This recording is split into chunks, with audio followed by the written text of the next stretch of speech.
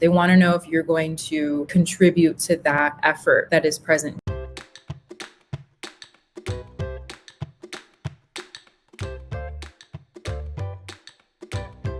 Today we're going to be talking about diversity statements and writing samples or supplemental writing samples for applications, graduate school applications. Let's get started here. So diversity statements and writing samples.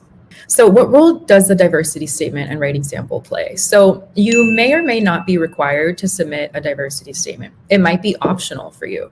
I would say that if it's optional, I still encourage you to do it. But what does the diversity statement do? Sometimes students ask, is the information that I put in there, can it be used against me? What really should I be discussing?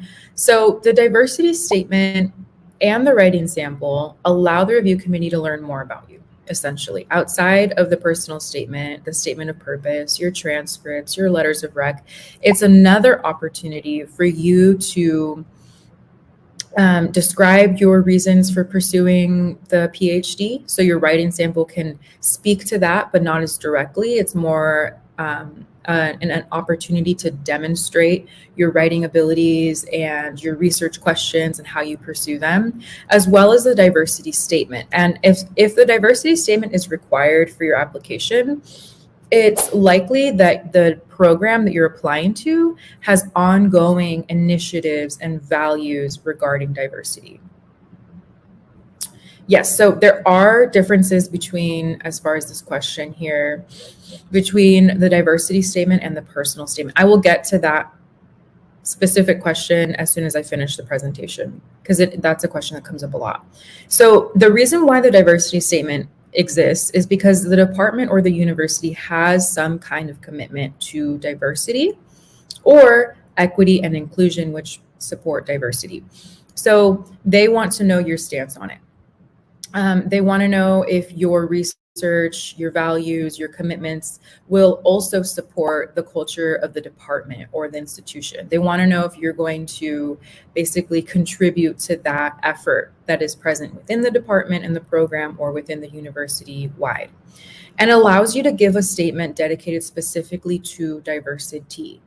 And that can be a little challenging if you feel that your personal statement and your diversity statement are doing the same thing, but they are separate, because the diversity statement is about anything that you do outside of your research, outside of work and your professional endeavors. Is there anything else that you are committed to, that you contribute to, that you support, that increases diversity, whether in your community or somewhere else? It can be like an international effort as well, right?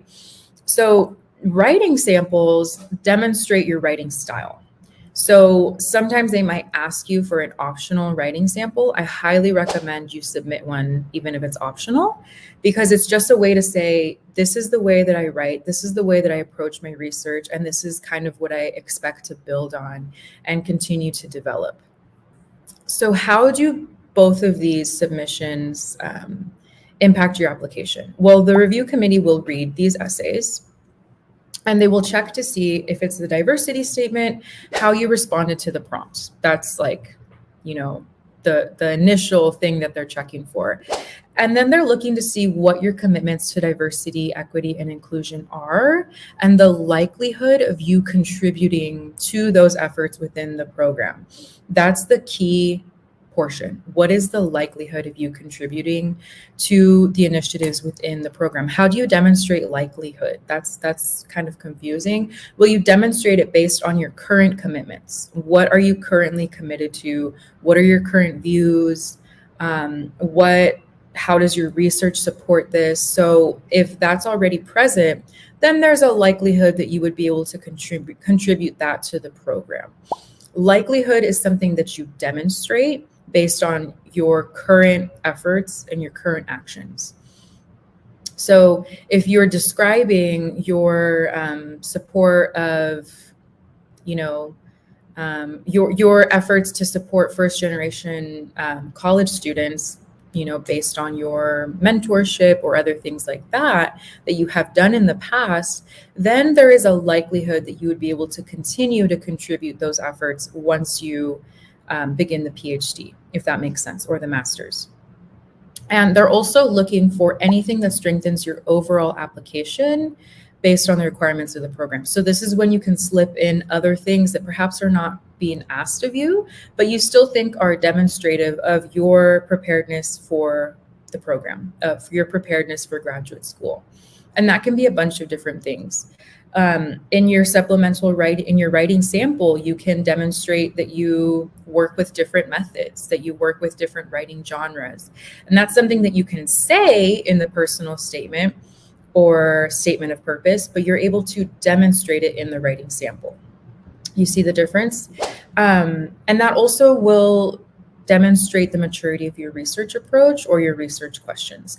Now, these writing samples are not supposed to be the most polished piece of writing. They don't need to be something that's been published. It's just something that allows the committee to kind of peer into the way that you write. So don't overthink it. You don't need the most perfect published chapter. That's not expected because, of course, that's what you are taking on the program for, to learn how to do that.